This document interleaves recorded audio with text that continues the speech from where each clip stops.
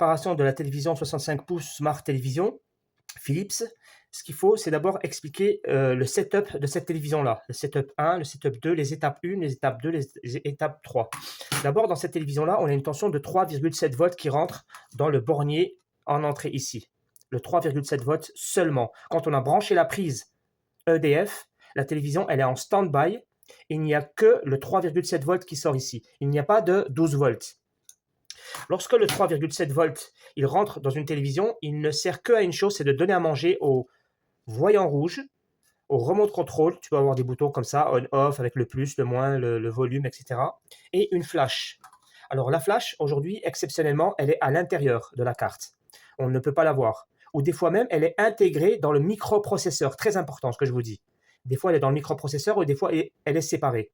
Et là, comme je vous dis, elle fait partie du setup 1. C'est d'abord elle qui est alimentée avec le 3,2 volts. Ça veut dire que le microprocesseur, pour l'instant, il n'a pas à manger. Mais en fait, ce n'est pas vraiment ça. La flash, elle prend les 3,2 volts, elle a une partie de cette tension qu'elle donne au microprocesseur. Donc le microprocesseur, en stand-by, il est en alerte. Il a plusieurs tensions, le microprocesseur, pour démarrer. Pour l'instant, il n'y a que la flash qui a à manger à l'intérieur, mais il se sert de cette tension pour faire certaines choses. Donc on a une flash, un remote control et un voyant rouge qui doivent recevoir la tension de 3,7 volts. Sauf que eux, ils se sont trompés, ils ont fait 3,7 volts. Et la flash, le voyant rouge et le remote control, c'est universel, ils mangent toujours 3,2 volts et pas autre chose. Il leur faut 3,2 volts. Donc on va leur envoyer ici une tension de 3,2 volts, 3,2 volts, 3,2 volts qui va venir depuis un régulateur. En fait, on va prendre la tension de 3,7 volts, on rentre dans un régulateur. Un tout petit régulateur à 5 pattes. Alors, le ici, ce régulateur à 5 pattes. Celui-là. Ce régulateur à 5 pattes, il prend les 3 volts depuis ici, depuis l'entrée. 3,7 volts, il les prend ici, dans les 3 pattes là, et en sortie, il sort une tension sur un condensateur. Ce condensateur, il donne du 3,2 volts. Ça, on l'a vu hier.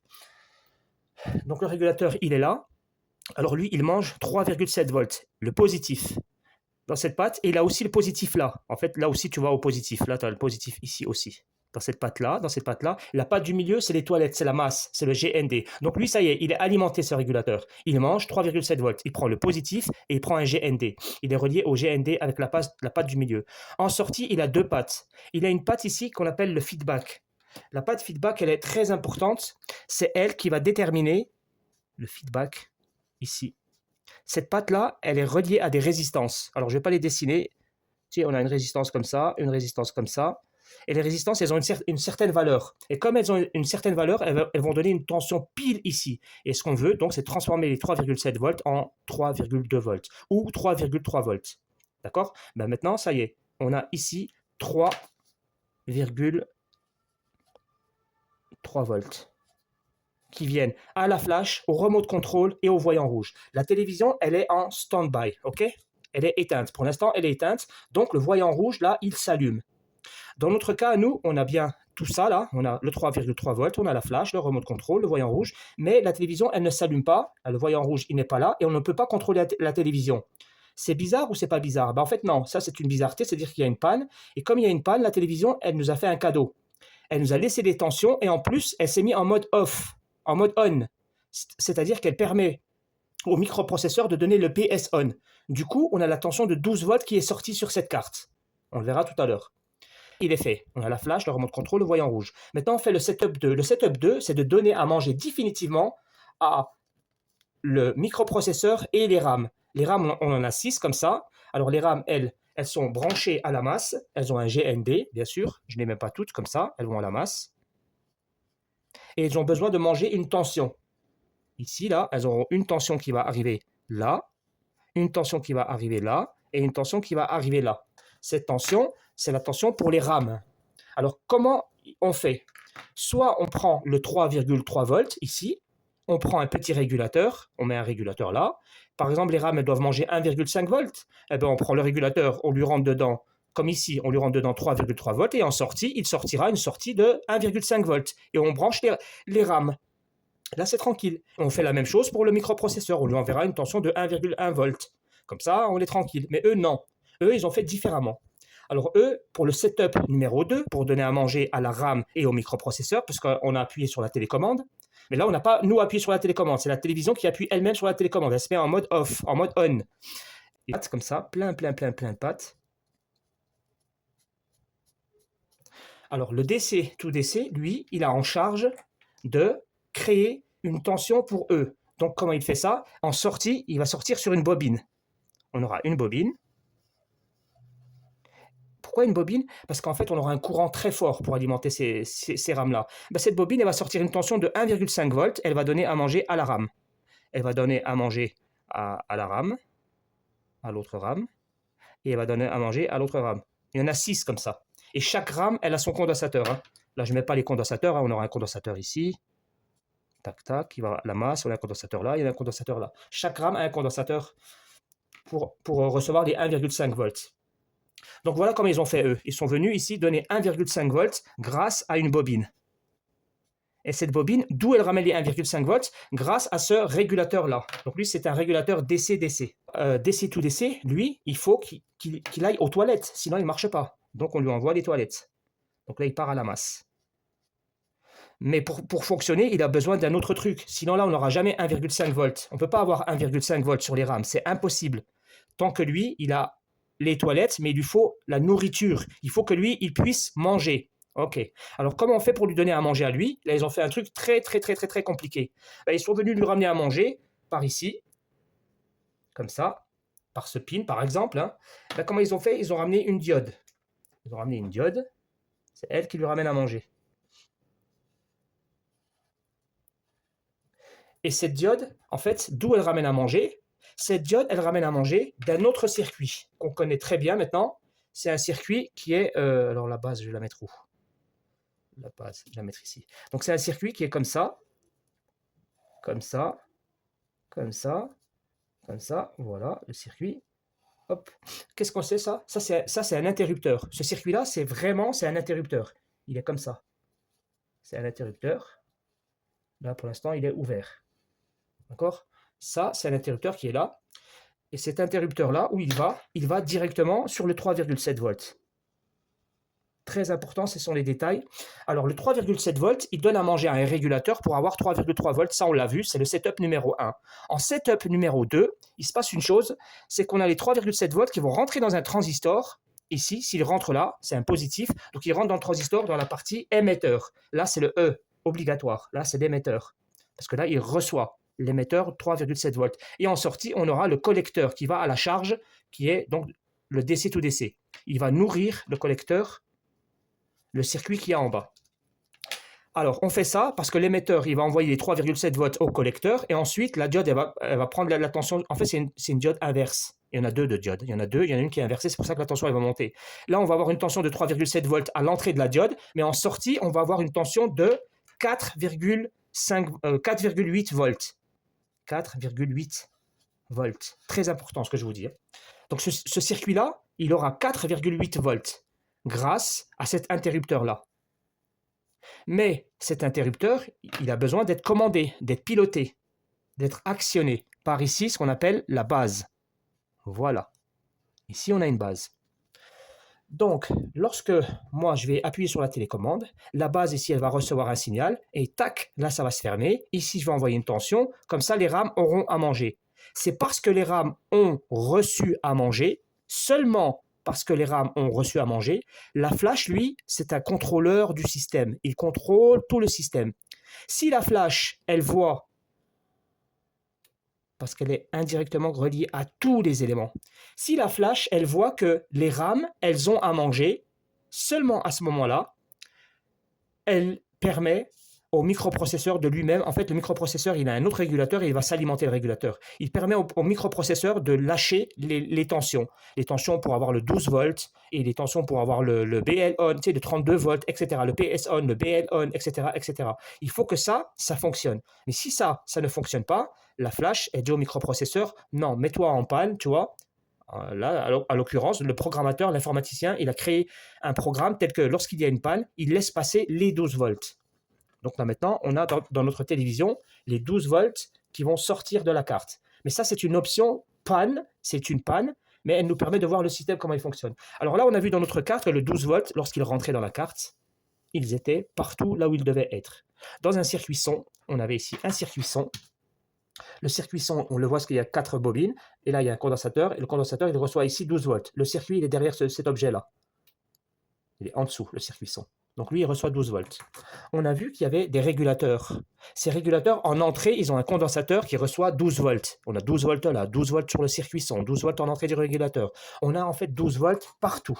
Cette carte, elle nous prouve que le 12 volts n'est pas en court-circuit. On a le 12 volts qui va partout, partout, partout. Lorsqu'on a 12 volts, on a vu qu'on avait ici une tension de 5,2 volts sur un des régulateurs. Il mange 12 volts, il crache 5,2. Lui, il mange 5,1, il mange 12 volts et il crache 5,1 volts. Les régulateurs, c'est ceux-là. Tout de suite, ici, on avait vu une bobine avec 5 volts qui mangeait 5,2 volts. Elle crachait 5,2 volts. Cette bobine, elle crachait 5,1 volts. Et les 5,1 volts, ils donnent à manger en même temps à ce régulateur. Et ce régulateur nous crache une tension de 3,4 volts. Et en bas, on avait un autre régulateur ici. Ben, ce régulateur, il a besoin d'une tension de 5,1 volts. C'est lui encore. Lui qui ramenait sa tension ici. D'accord? On a vu que lorsqu'on avait les 12 volts ici, les tensions sortaient.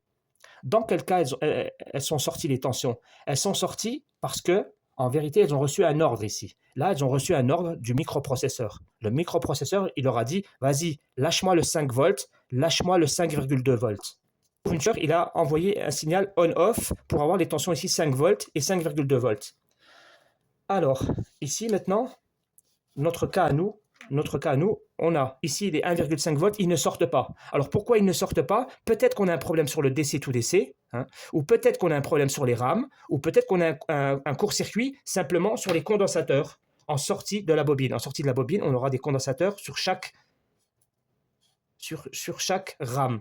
Si ce condensateur il est en court-circuit, ben c'est pour ça que sur la bobine, ici, on a trouvé un court-circuit. En se mettant sur la bobine, on a trouvé un court-circuit comme ça. En se mettant sur la masse et la bobine, là on a bip, on a un court-circuit, ici en mode sonnette. Ben, peut-être que c'est le condensateur qui est en court-circuit, ou les rames elles-mêmes, ou peut-être le DC to DC. Voilà les amis, j'ai beaucoup parlé parce qu'il fallait que j'explique tout bien. En fait, ici maintenant, sur la bobine, ici là, qui est en court-circuit, là, on va envoyer une tension de 1,2 volts. On ne va pas envoyer une pile comme ça de 1,2 volts ou 1,5 volts, parce que ça, c'est très léger, ça. C'est trop faible en puissance. Il n'y a pas assez de courant. Ici, là, il y a un court-circuit. Donc, en fait, je vais envoyer une tension de 1,2 volts sur un court-circuit. Ce qui va se passer, c'est que je vais avoir ça. Voilà le positif, 1,2 volts, et voilà 0 volts. Eux, ils vont se toucher. Voilà qu'est-ce qui se passe quand ils se touchent. Regarde ici, j'ai 1,2 volts. Regarde bien ici, c'est des volts, et ici, c'est des ampères. Quand je touche le positif avec le négatif, boum, explosion. Oui, lui, il n'est pas connecté, excusez-moi. Le positif, il est là. C'est lui le positif, j'ai mis ça à la place. Alors, le négatif, c'est là, et le positif, le rouge. Regarde qu'est-ce qui se passe. La tension, elle disparaît. Elle chute, et puis, oh, 4 ampères. Alors, je vais rabaisser un peu.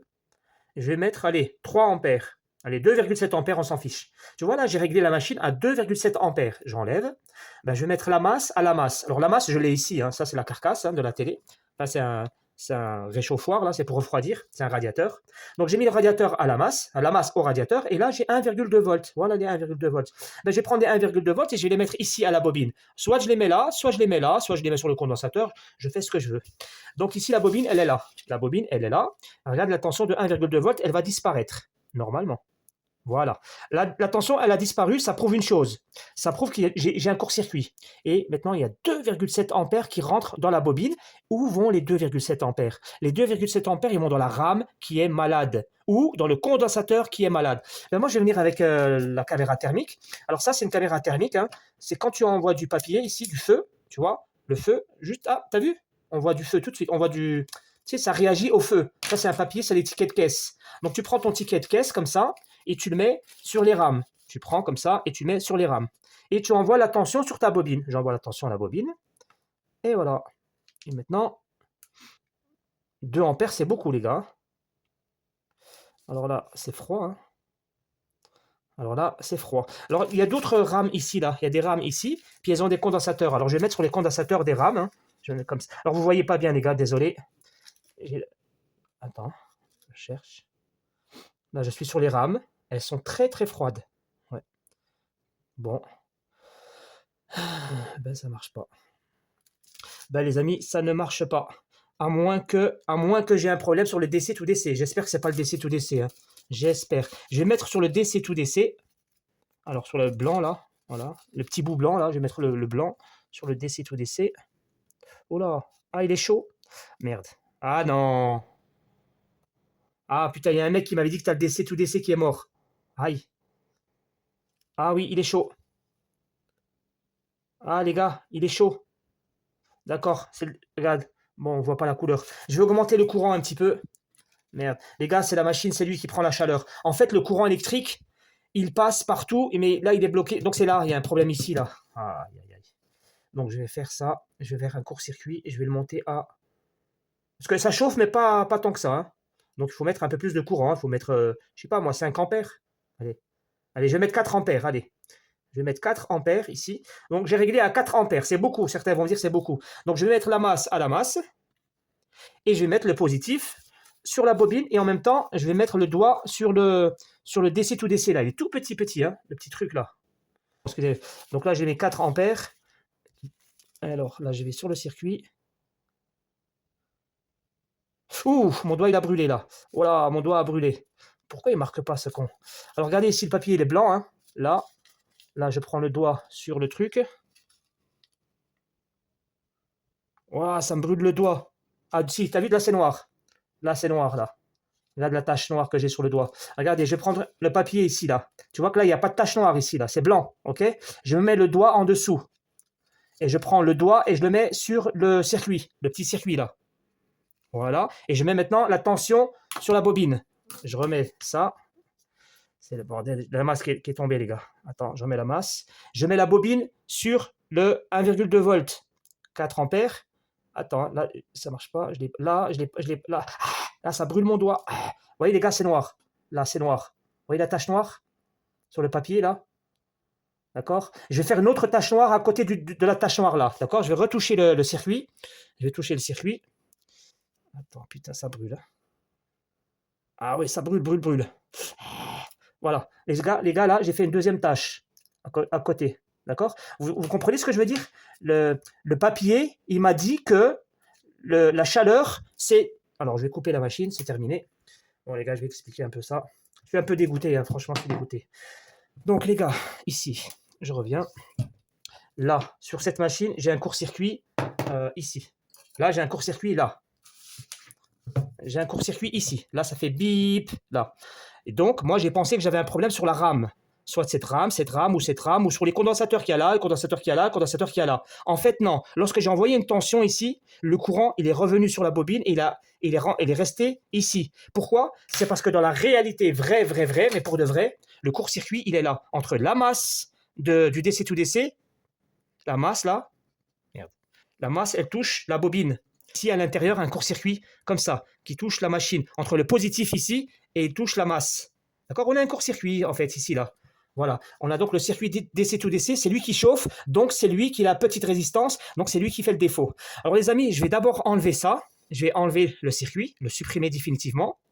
Et quand je vais le supprimer définitivement, on va simplement venir ici, avec le bip, voir si on a encore la sonnette. Normalement, quand je vais venir ici, la sonnette, elle va disparaître. Donc, il n'y a plus qu'à acheter un DC to DC et l'installer ici.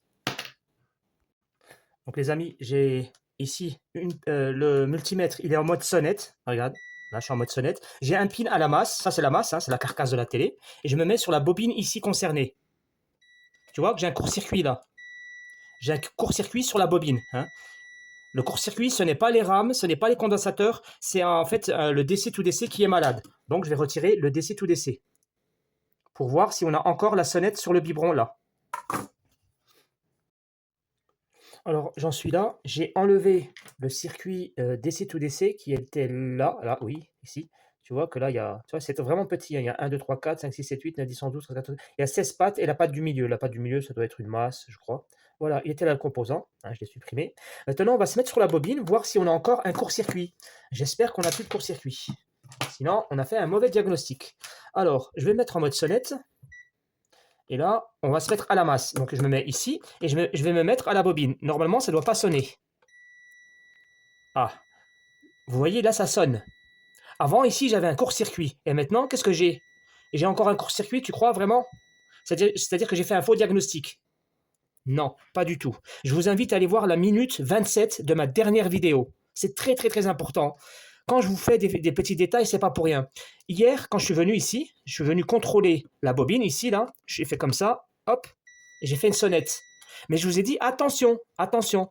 Peut-être que quand on a une sonnette, ce n'est pas vraiment une sonnette à cause d'un court-circuit. Peut-être que c'est une résistance. Et quand je suis venu ici, j'avais trouvé 0,001. Là, quand je me mets en résistance, regardez qu'est-ce que j'ai. Là maintenant, j'ai pas de court-circuit. J'ai 5,4 ohms. En fait, il faut savoir un truc. La résistance de 5,4 ohms, il s'agit de la rame. Comme il y a plusieurs rames en parallèle, en fait, c'est 4 en parallèle, donc ça fait x5, ça fait 20 ohms. Donc on a 20 ohms, 20 ohms, 20 ohms, 20 ohms. Comme ça, en parallèle, ça donne 4 ohms. Donc la résistance équivalente, si tu veux, l'impédance de la résistance, elle est de 5 ohms. Voilà pourquoi ici, ça sonne à la masse. Pourquoi ça sonne pas là? Ah, ça sonne plus. Ah oui, c'est en sonnette. Regardez, quand je me mets en mode sonnette, ici, ça sonne. J'insiste parce que ça, il faut que ce soit compris. Tu vois la sonnette qu'on avait hier, ici, c'était 0,02. Et là, j'ai 0,010. Ça me dit juste que j'ai une petite résistance, mais c'est une résistance qui est normale, enfin, entre guillemets. Hein. Ça, c'est une résistance de 6 ohms. D'accord? 6 ohms, ça veut dire qu'en fait, c'est la charge qui a une petite résistance. Je l'explique sur une vidéo. Une résistance, quand elle est inférieure à 40 ohms, elle sonne. D'accord, les gars? Quand vous avez ici, tu as vu, là j'ai la masse ici, et là, j'ai la masse. Tu vois, ici, quand je me mets comme ça, j'ai la sonnette ici, là. Là, ça sonne, là. D'accord? Est-ce que c'est un court-circuit franc? Oui. Regarde, quand je me mets en résistance, ici, là, entre la masse là et la masse là, je vais avoir une toute petite résistance. Je vais avoir 0,5 ohms. D'accord? Par contre, la résistance entre la bobine et la masse, ici, ou là, hein, pareil, là, j'ai 5 ohms. Donc les gars, la télévision, elle est réparée. Là, c'est terminé. On en a fini avec cette télé-là. Donc maintenant, je vais commander le composant qui est ici. Je vais le commander, je vais l'installer et la carte, elle va démarrer. Maintenant, n'oubliez pas, j'ai une deuxième carte. Hein. J'ai une deuxième carte identique à celle-là. Je peux récupérer le composant et l'installer là. Mais moi, je ne vais pas faire ça. Je vais réparer l'autre carte. Parce que l'autre carte, elle est en panne. Hein. Je vous l'annonce, elle est en panne. Les amis, là maintenant, il faut avancer. Là, j'ai enlevé un composant. OK? Maintenant que j'ai enlevé le composant, je vais simuler la tension. Je vais faire une simulation. Je vais envoyer une tension ici de 1,5 volts sur cette bobine-là. Et je vais voir si le voyant rouge, normalement, le voyant rouge et le mode on-off devraient fonctionner dans ces cas-là, puisque j'ai enlevé la panne. Ok les gars, on avance doucement, hein, on va y aller doucement, et ensuite on attaquera la prochaine carte. Donc là, je vais envoyer une tension ici de 1,5 volts. Je vais créer une pile, comme ça, hein, je vais prendre une pile de 1,5 volts et je vais l'envoyer ici. Alors pourquoi j'envoie 1,5 volts? Parce que je suis sûr et certain que les rames qui sont là, elles mangent soit 1,2 volts ou 1,3 ou 1,4 ou 1,5 volts. Mais il me semble que c'est 1,5 volts. Par sécurité, ce que je vais faire, je vais envoyer 1,2 volts ici. Si je vois que le voyant rouge ne s'allume pas, j'enverrai 1,3 volts. Si ça ne marche pas, j'enverrai 1,4. Et si ça ne marche pas, je m'arrête à 1,5 volts. Juste pour voir si la carte, elle fonctionne ou pas.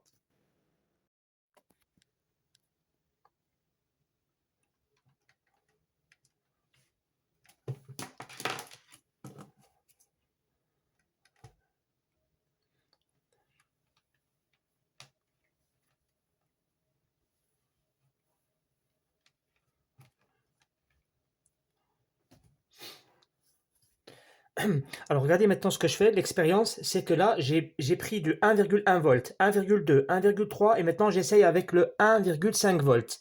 Regardez ce que je fais. Je viens sur la bobine ici et je vais injecter du 1,5 volts afin que les rames, là, elles aient à manger. Hein, parce que c'est ça le but. Qui c'est qui lui donnait à manger? Eh ben, c'est le régulateur que j'ai supprimé. Donc, quand je mets ici à la rame, 1,5 volts, tu vois, on a bien les 1,5 volts, maintenant ils ne disparaissent pas. Et le voyant rouge, il reste éteint.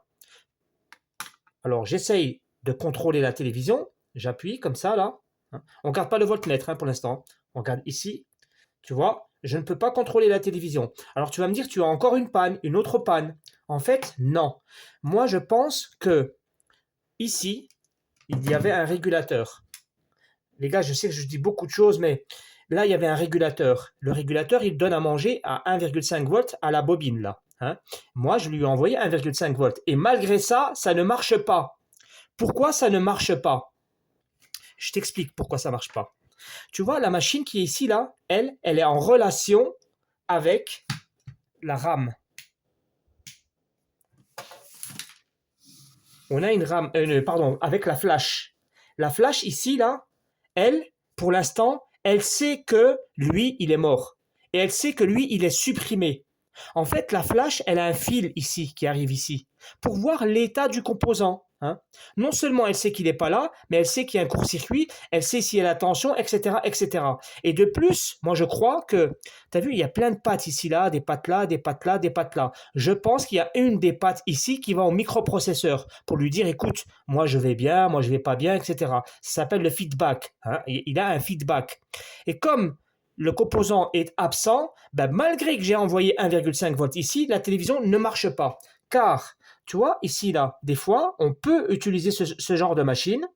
Là, c'est une machine que je peux mettre ici 5 volts, par exemple, et puis en sortie, je vais la régler pour fabriquer du 1,5 volts. Comme ça, j'installe ça dans la télé, à côté, je l'ai déjà fait 1000 fois. Hein. Je l'installe à côté, et puis le fil, je l'envoie ici à la bobine. D'accord hein. Comme ça, on remplace ce régulateur-là. Eh bien, ce régulateur, les gars, on ne peut pas le remplacer avec ce type de machine.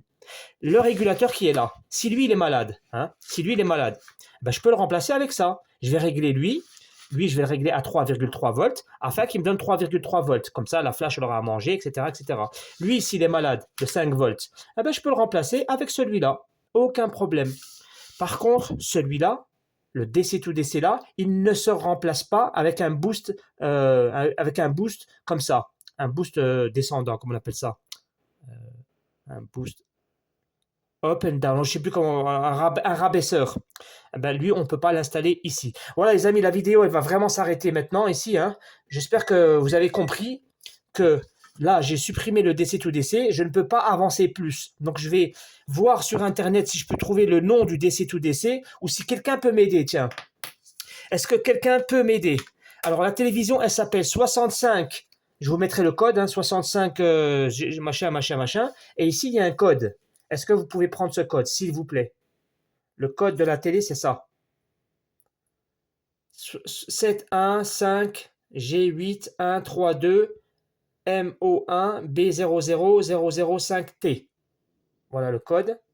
Hein. Ici, vous avez le code barre, si peut-être ça aide quelqu'un. Le code barre. Est-ce que, s'il vous plaît, quelqu'un peut aller voir sur Google? Hein, c'est facile à faire, mais je ne sais pas le faire. Il faut aller voir le PDF de la télévision 65 Smart Television Philips, là, de cette marque, voir cette carte-là et essayer de piocher. Donc ici, c'est où déjà? J'ai oublié. Il est où la RAM? Oh. Donc ici, voilà. Ici, vous avez le microprocesseur et vous avez des RAM, là. Hein. Vous avez plein de RAM. Il y a les RAM, elles sont alimentées par un circuit. Alors, ce circuit, comment il s'appelle? Je ne sais même pas s'il a un nom. Si, il a un nom. Hein. Il s'appelle, c'est le circuit 705. Oui, c'est ça, les gars. C'est le U, c'est un régulateur, U705. S'il vous plaît. Voilà les amis. Si quelqu'un peut m'aider, il y a le microprocesseur, il y a des RAM ici. Est-ce que quelqu'un peut aller voir sur Internet comment il s'appelle ce truc-là? Ce truc-là, là. Le régulateur qui est là. Le régulateur qui donne à la bobine et cette bobine, elle donne au RAM. Voilà. Si quelqu'un peut m'aider afin que je puisse le commander sur AliExpress ou Banggood ou Utisource, mon sponsor. Voilà les amis.